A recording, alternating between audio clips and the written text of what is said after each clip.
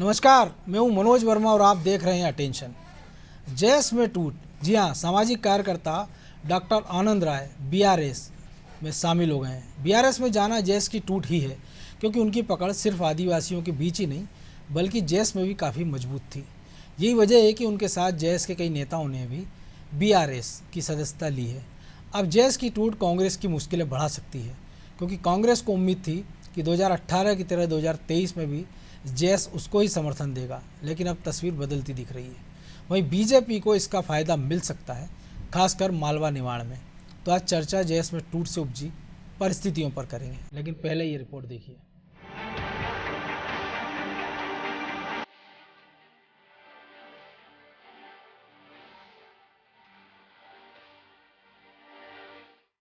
JS में टूट, BRS में आनंद राय हुए शामिल। क्या कांग्रेस के लिए खतरे की घंटी? जेएस टूट चुकी है। डॉक्टर से सामाजिक कार्यकर्ता बने डॉक्टर आनंद राय ने बीआरएस की सदस्यता ले ली है।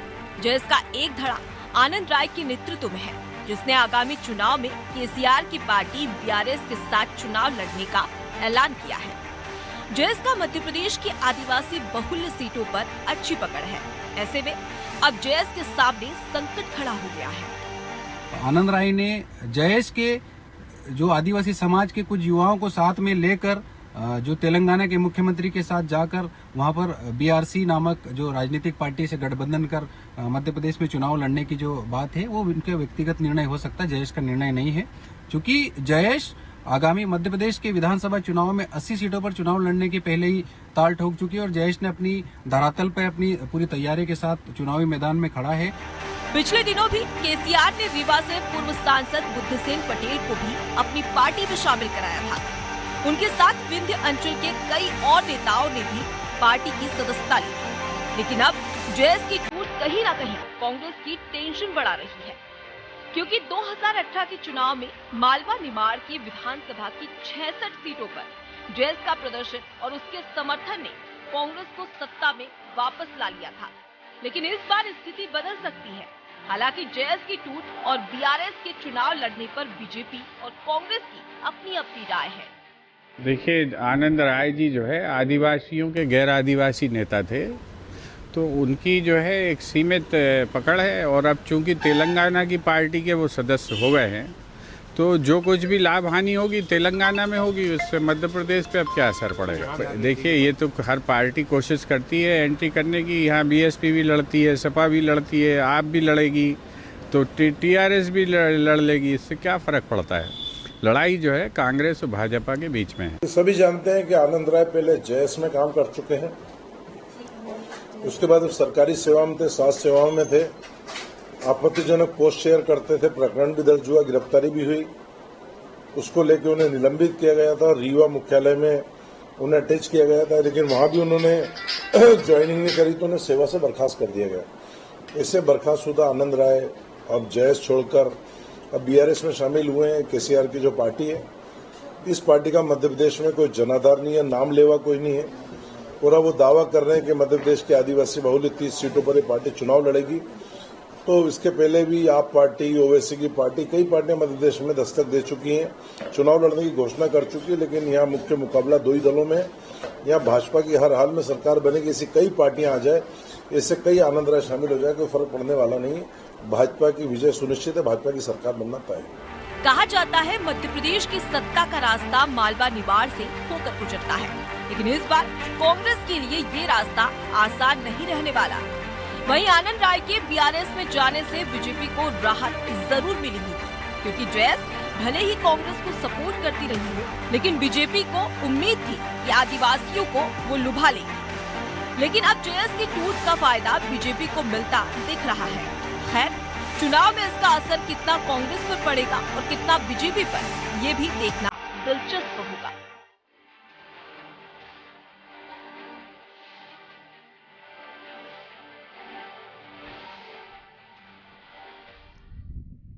तो इसी मुद्दे पर चर्चा करने के लिए हमारे साथ जुड़ गए वरिष्ठ पत्रकार अशोक शुक्ला जी और हमारे सहयोगी ब्रजेश चौक से। बहुत स्वागत है शुक्ला जी आपका।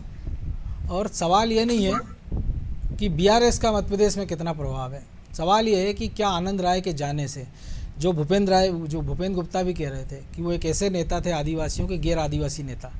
उनके जाने के बाद जैस के समीकरणों में कुछ बदलाव होगा और जो मध्य प्रदेश की सियासी राजनीति, खासतौर से जो आदिवासियों पर फोकस कर रहे हैं बीजेपी और कांग्रेस, उनके लिए क्या बड़ी खबर होगी, राहत भरी या परेशानी वाली?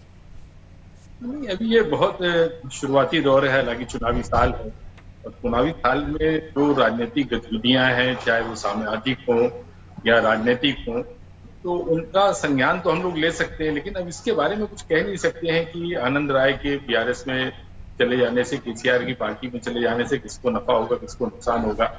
ये बात सही है कि जो आदिवासी समाज था 2018 में अगर देखें तो कोई 80 सीटें थी प्रदेश की, जिसमें इसकी एक बड़ी भूमिका थी। और इसका 47 सीटें उनके लिए आरक्षित है, 84 सीटों पर टोटल उनका प्रभाव है। जी, इनका प्रभाव वाली सीटें जो है वो 80 है, 47 में कोई 30 सीटें जो है वो कांग्रेस के पास में नहीं थी। और उसमें एक बड़ी भूमिका जो थी, जैस की भी भूमिका थी, उसको इग्नोर नहीं किया जा सकता, नकारा नहीं जा सकता है। तो अब जब ये जैस का एक तबका कह सकते हैं, गुट कह सकते हैं, क्योंकि अभी ये पूरा अभी जो आपके इसी कार्यक्रम में जो मैंने सुना है उसमें एक सज्जन कह रहे थे कोई कि उनके जाने से जैस नहीं टूटा, जैस 80 सीटों पे लड़ेगा। तो जैस की जो मौजूदगी होगी, जैस के प्रवक्ता थे रवि बघेल जी, जैस के प्रवक्ता ने जो कुछ कहा है, तो इसका मतलब ये है कि इसकी मौजूदगी जो है कांग्रेस को नुकसान पहुंचाएगी और बीजेपी के लिए थोड़ा सा राहत की बात होगी, क्योंकि पिछले चुनाव में ये तबका जो था वो कहीं कांग्रेस की मदद कर रहा जी। तो ब्रजेश जी, मदद हमने देखा निमाड़ में जो नतीजे आए थे कि बाकी के जो कांग्रेस के उम्मीदवार जीते थे उनकी जीत हार का अंतर और जो निमाड़ मालवा में कांग्रेस की जीत हार का अंतर वो कई गुना ज़्यादा था। कोई 40,000 सीट वोट से, कोई 30,000, कोई 35,000 से। तो ये माना गया था कि एक सीट देकर जयस को, हीरालाल के अलावा बाकी सारी सीटों पे कांग्रेस को उसका समर्थन मिल गया था और नतीजे चौंकाने वाले रहे थे। लेकिन मौजूदा परिस्थितियों में खुद हीरालाल अलावा अपनी पार्टी में संकट में घिरे हुए हैं, उन पर पूरे दल उन पर भरोसा नहीं कर रहा। पिछले दिनों कई सारी उनकी बैठकें हुई, फिर यह खबर आई कि 3-4 हिस्से उसके हो रहे हैं। एक धड़ा कह रहा था बीजेपी के साथ जाएं, कांग्रेस के साथ, और हमने देखा कि जो एक धड़े को जो संचालित कर रहे थे आनंद राय, फिर उनने भी सुलह का प्रयास किया था और अचानक खबर आती है वो बीआरएस के साथ चले गए हैं। तो अब ऐसे में जो जैस के प्रवक्ता कह रहे हैं कि 80 सीटों पर उनकी लड़ने की प्लानिंग है, तो आदिवासियों की 30 सीटों पर लड़ने का प्लान बीआरएस भी बना रही है आनंद राय के माध्यम से। तो कुल मिलाकर घमासान ज़बरदस्त मचने वाला है। तो भले उनके कोई उम्मीदवार ना जीते आनंद राय की जो गुट के बीआरएस के, लेकिन वोट कटवा के रूप में वो नुकसान तो पहुंचा ही सकते हैं। तो ये नुकसान कितना बड़ा होगा, क्योंकि पिछले चुनाव में बीजेपी ज़्यादा सीटें नहीं जीत पाई थी। कांग्रेस को 31 सीट मिली थी और बीजेपी को 17 आदिवासी सीटें मिली थी। लेकिन 2013 में बीजेपी को 31 सीटें मिली थी, जिसके कारण बीजेपी की बम्पर जीत हुई थी। देखिए, जो 2018 के चुनाव परिणाम की यदि हम बात करें तो 2018 में कांग्रेस की जीत क्यों मिली थी? जैस की वजह से मिली थी और वहाँ पे बीजेपी कमज़ोर हो गई थी। बीजेपी 2018 में मुझे लगता है कि जैस को ताड़ने में थोड़ी चूक कर गई थी। उन्हें नहीं लगा था कि ये संगठन जो युवाओं का संगठन है एकदम खड़ा हो गया है, ये युवाओं की पहुंच इतनी हो सकती है कि किसी एक दल का समर्थन करने से वहाँ उनको नुकसान पहुंचा सकती है। मुझे लगता है वो बाद में 2018 के जो परिणाम आए उसके बाद में बीजेपी को एहसास हुआ। और इसके बाद देखिए आप, आदिवासी वर्ग को साधने के लिए बीजेपी ने लाख जतन किए, चाहे उस वर्ग के जो नायक थे उनको सम्मान देने की बात हो, चाहे पैसा एक्ट लागू करने की बात हो, या उस क्षेत्र में काम करने की बात हो, या रोजगार से संबंधित बात हो, घर घर जाके आपको राशन मिलेगा उससे संबंधित बात हो। तो आप देखिए तमाम तरह के कोशिशें की गई हैं कि उस वर्ग को साधा जाए, क्योंकि ये वोट बैंक जो है कांग्रेस का वोट बैंक माना जाता था। और कांग्रेस के पाले में यदि थोड़ा सा खिसका जैस के रूप में कांग्रेस को समर्थन दिया तो आप देखिए कांग्रेस सत्ता में आ गई थी। बिल्कुल बीजेपी को लगता है कि यदि इस बार आदिवासियों ने उनका साथ दिया खासकर, तो उनको सफलता मिलेगी। लेकिन यदि ये होता है, आनंद राय की वजह से ये हो गया कि जो वोटों में विभाजन हो जाएगा। आनंद राय किसके बीच में राजनीति करते आए? निश्चित तौर पर वो आदिवासियों के बीच में राजनीति करते आ रहे थे। लगातार हमने देखा है 2 आंदोलन ऐसे भी हुए कि वो आदिवासियों के एक खेमे को लेकर आंदोलन किया। प्राथमिकता उनकी हालांकि एक नेशनल पार्टी थी, लेकिन वहाँ दाल नहीं गली उनके से कई सारे लोगों की। हाँ, तो वो पहले किस तरह से वहाँ बैठे और किस तरह से उन्होंने देखो, चाहे व्यापम का मामला उछाला तो वो कांग्रेस के तरीके से खेलते रहे। कांग्रेस के मतलब एक तरह से वो कांग्रेस उन पर दाव लगाती रही है। जिस तरह से हमने देखा 2018 के चुनाव में भी उनको कांग्रेस ने कितनी तवज्जो दी थी, चाहे व्यापम का मामला हो, दिग्विजय सिंह के उनकी नज़दीकियाँ थीं।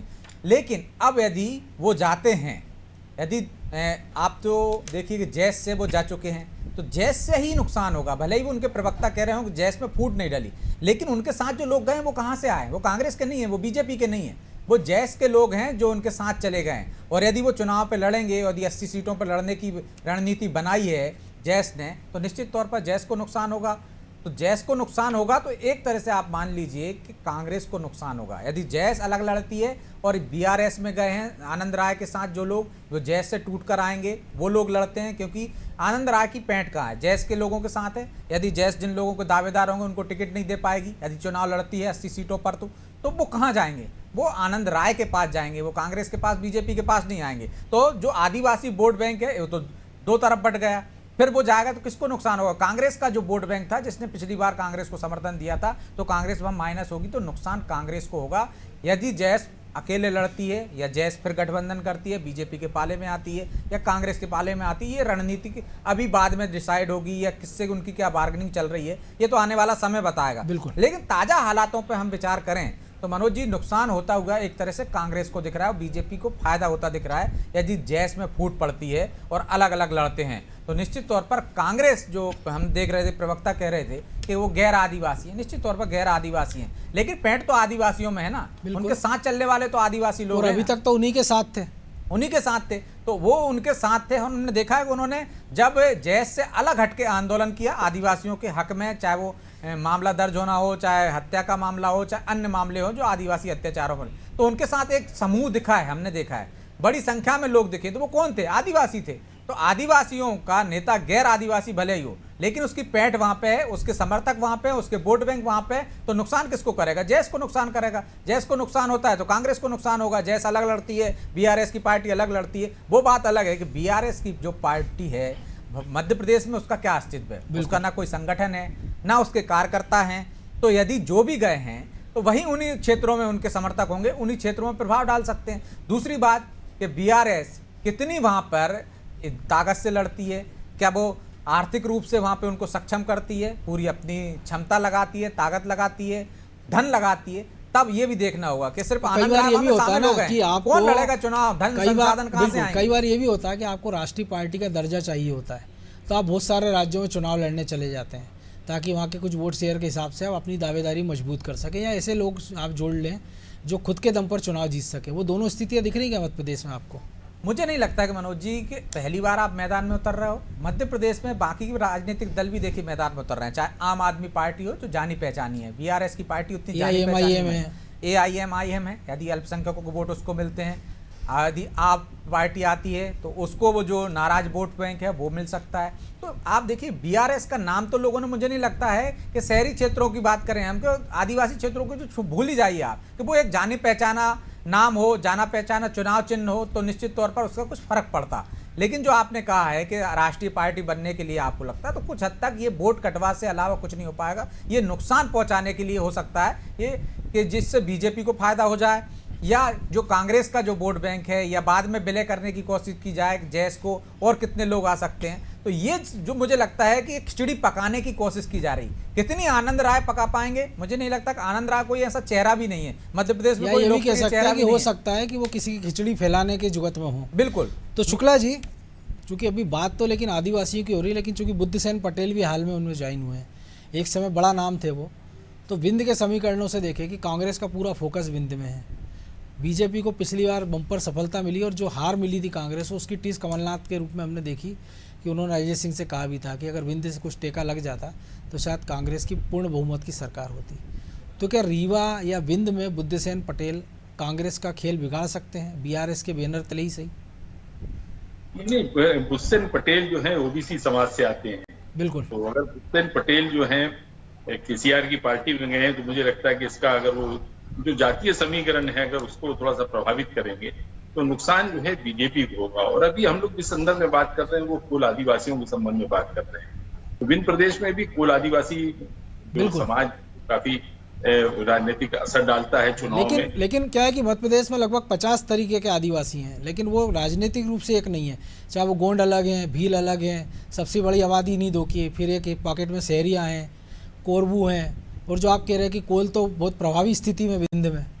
देखिए, अब राजनीतिक महत्वाकांक्षा जिस तरह से कोल समाज में जाग रही है, ताकि लंबे समय से राजनीति में रहे, कांतिलाल भूरिया रहे हैं, जमुना देवी रही हैं, तमाम बहुत उमंग सारे सिंगार है, नेता, ओमकार सिंह मरकाम है, जुमकलाल भेड़िया रहे, बहुत सारे नेता रहे। तो कुल आदिवासियों की राजनीतिक महत्वाकांक्षा, और कई बार तो ये चर्चा होती थी कि आदिवासी समाज के व्यक्ति को प्रदेश में उसको नेतृत्व की जिम्मेदारी देना चाहिए, उसको मुख्यमंत्री का पद देना चाहिए। अर्जुन सिंह के टाइम पे भी इस तरह की बातें हुआ करती। तो एक समय शिवपाल सिंह सोलंकी लगभग पहुंच ही गए थे पास तक, बिल्कुल बिल्कुल। तो लेकिन उसके बाद ना कंवर साहब पहुंच पाए ना जमुना देवी।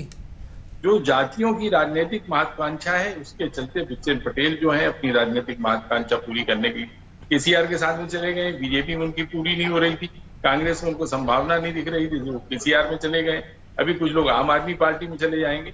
अभी अब जो जातीय समीकरण है वो पूरे मध्य प्रदेश का आप जातीय समीकरण देखें तो ये 20-70% के आसपास जो है आदिवासी समाज का वोट बैंक है। हालांकि आदिवासी समाज भी जो है कई कुंबों में है, कोल है, कोल के अलावा बहुत सारे हैं, गोंड भी हैं, शहरी है, गोंड है, भील है, ट्राइबल में ही आते हैं।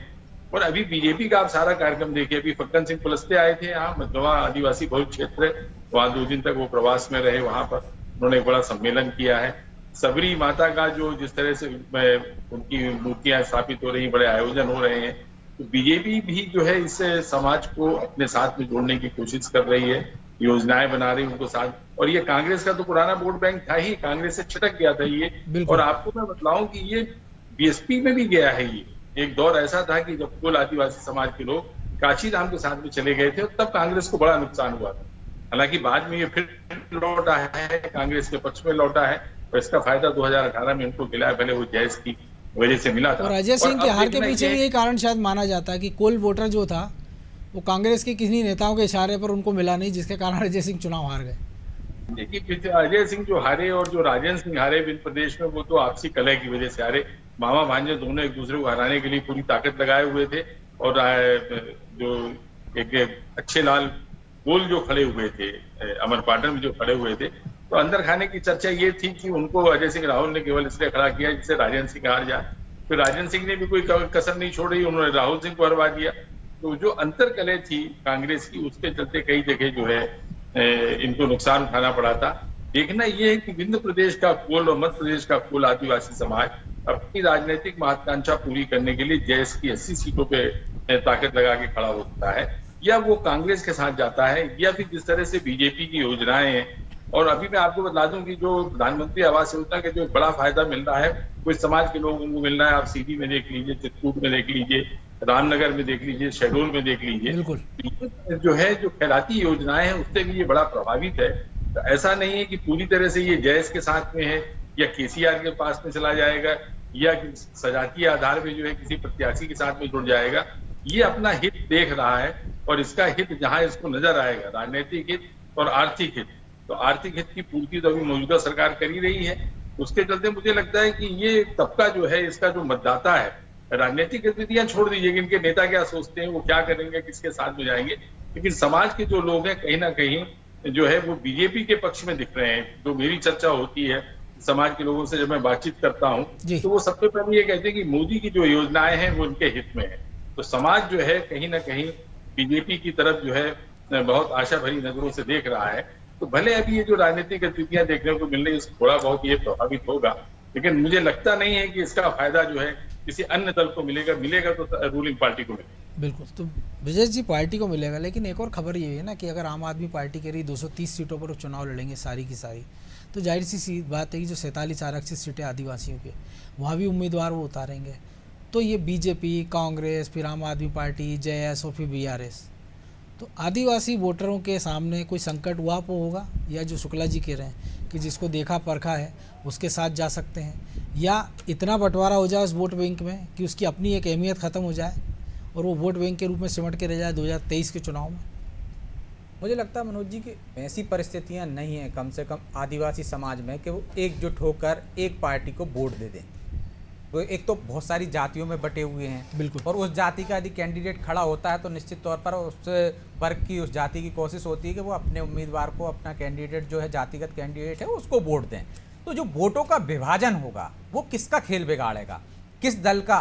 निश्चित तौर पर जब बहुत सारे आदिवासी वर्ग से आएंगे वो लोग भी, अलग अलग जातियों के लोग होंगे और इस आधार पर वोट दिया जाएगा। कोल समाज यदि इस क्षेत्र में, विधानसभा क्षेत्र में ज़्यादा है तो उसका उम्मीदवार उतारेंगे, तो वो वोट विभाजन होगा। वो विभाजन के साथ साथ जो छोटे छोटे दल आएंगे, उसकी संभावना इसलिए भी ज़्यादा है क्योंकि पॉकेट्स में वो अगर कहीं भील है तो कहीं शहरिया है तो कहीं गोंड है, मतलब तो फिर आपको उम्मीदवार उसी कम्युनिटी में से तो चुनना आप देख रहे पड़ेगा। हैं जो बड़ी मार्जिन से हार जीत हुई थी वो हार जीत बहुत कम मार्जिन से होगी।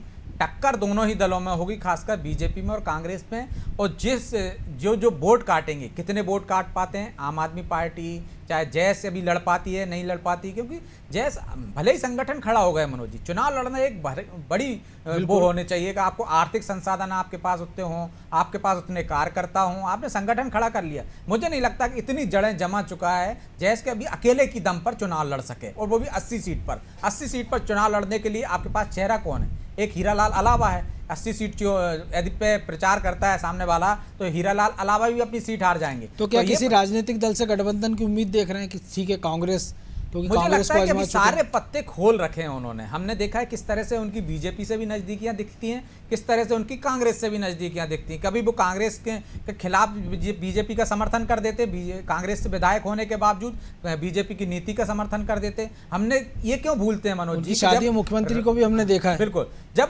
राष्ट्रपति के चुनाव हुए थे तो ये भी नहीं भूलना चाहिए कि किस तरह से आदिवासी विधायकों ने आज तक उसका खुलासा नहीं कर पाए, क्रॉस वोटिंग की, क्रॉस वोटिंग की थी। तो एक तरह आपका सांप काटना दिख रहा है ना बीजेपी की तरह। यदि आप उनको वो अपने वर्ग के राष्ट्रपति बनाते हैं तो आप उनको उधर वोट दे देते हो। तो जो कह रहे थे अभी कि मैंने देखा है कि किस तरह से अशोक जी कह रहे थे कि झुकाव उनका दिख रहा है, तो आप देखिए झुकाव दिख रहा है, प्रमाण दिख रहे हैं उसके तो कि किस तरह से झुकाव दिख रहा है, और लगातार उसमें पैंट बनाने की कोशिश कर रहे हैं। तो इसका भी तो फर्क पड़ेगा। जब मोदी की छवि है, जब राष्ट्रपति द्रौपदी मुर्मू मैदान में उतरेंगी चुनाव से पहले, तो आप देखिए कि बहुत बड़ा एक तबका और बहुत बड़े वोटर बीजेपी की तरफ शिफ्ट हो जाएंगे। तो मुझे लगता है कि कांग्रेस को नुकसान होगा। मतलब कह सकते हैं कि धर्म संकट आदिवासियों के सामने भी है और पार्टियों के सामने भी बिल्कुल। है। लेकिन अब समय की कमी है, इसलिए चर्चा को विराम देना होगा। बहुत धन्यवाद शुक्ला जी। तो निश्चित तौर पर सियासी गणित या उठापटक मध्य प्रदेश में शुरू हो गई है और शुरुआत हुई जैस से। वो पार्टी जिसने एकदम पूरे राजनीतिक दलों को, राजनीतिक पंडितों को 2018 में चौंका दिया था, लेकिन क्या 2023 में वो ऐसा कर पाएगी?